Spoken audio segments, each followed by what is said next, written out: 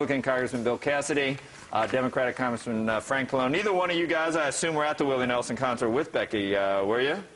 No, neither. All right, you're working. I know you've got very serious jobs down there. I mentioned earlier about a relatively small oil and gas company. $75 million would put them out of business. Does this really make sense, Congressman Pallone? Well, I think it does. I mean, obviously, we have to deal with the situation that we have, and the problem is when you have these spills, there's so much damage and liability that if you don't have the oil companies to take it on, then the government itself would, and I don't think that's fair. I think that the oil companies are making money, and they should have the responsibility. But look at what happened with BP. The $75 million, it wasn't even an issue. If there's clear culpability, they're going to make good on it. Well, I mean, I don't think you can always be assured that the oil company is going to do the right thing. I mean, I think that the government and the legislation has to guarantee that, not just rely on the oil company's good faith. You look at, you know, in hindsight for BP, you want to do, but in the environment that we're in terms of jobs, you look at the moratorium, you look at all the things we do here today, the GDP, we're worried about that, we're worried about next week's jobs report. Is this the time to really be putting a damper on business, Congressman? I don't think it does. I think that if you do things properly and you have proper liability for the companies and you make sure that in the long run you have a restoration plan, that's actually good for business. I don't think that we should just assume that the oil companies are not going to have liability or that they shouldn't be required to do the right thing. There has to be a certain amount of certainty when you get into this business that you know that you're going to make money, but on the other hand, you're going to have liability if something goes wrong and it's your fault. What do you think, Congressman Cassidy? If you actually read the original Oil Spill Trust Fund Act, it is very clear that that $75 million cap is very malleable. If there are civil penalties, it doesn't hold. It doesn't hold against state action either. So the original bill, as we've seen, has a lot of ability to adapt to changing circumstances. But, by the way, the Oil Spill Trust Fund is actually funded by industry. It isn't the taxpayer. It's actually something that the oil companies pay into.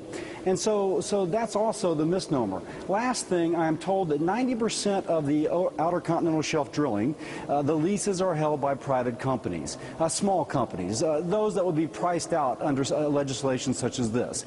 Those 90% of those leases, those independent companies are going away, and the jobs they have will go away. If that is good for business, wow, we have a different definition of what is good for workers, what is good for business.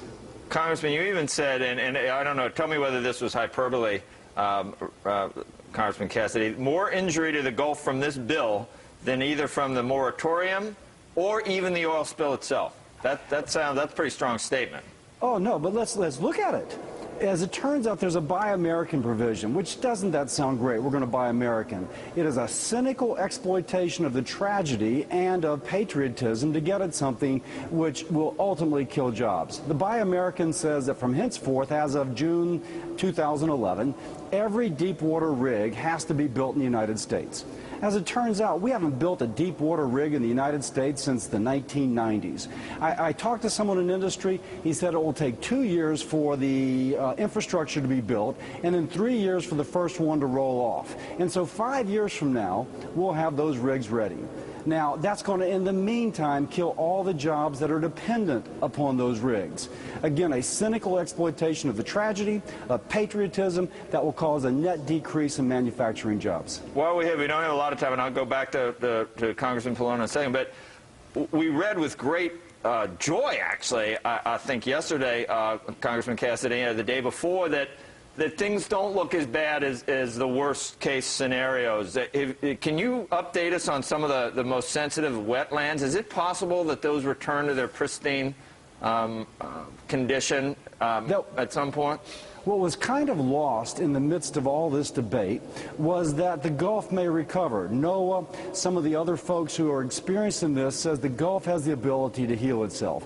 On the other hand, in this oil spill bill, supposedly oil spill bill, it has no money that is truly allocated to clean up the Gulf to repair the damage. None. Instead, it takes the money that it imposes on new fees and it buys parkland across the United States. This is stick it to the worker on the Gulf Coast for elsewhere. It seems punitive. Is it not punitive, Congressman Pallone? I mean, we want everyone to do well. We want jobs. We want the Gulf, in terms of the jobs in the Gulf, to recover as well.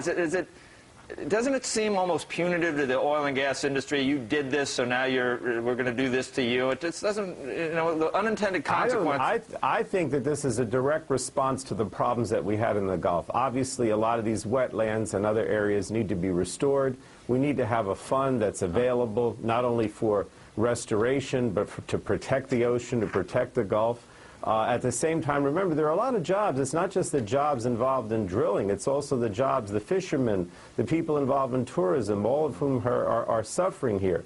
So, I mean, I think that the industry has a responsibility to step up and pay for this, because if they don't, then the taxpayers are going to pay for it. They're making money. The industry's making money. And if there's a problem and there's damage to fishermen or to resort areas or to anyone else who's using the Gulf, I think they should pay for it rather than taxpayers. All right. Thank you, Congressman. But we got to end it there. You guys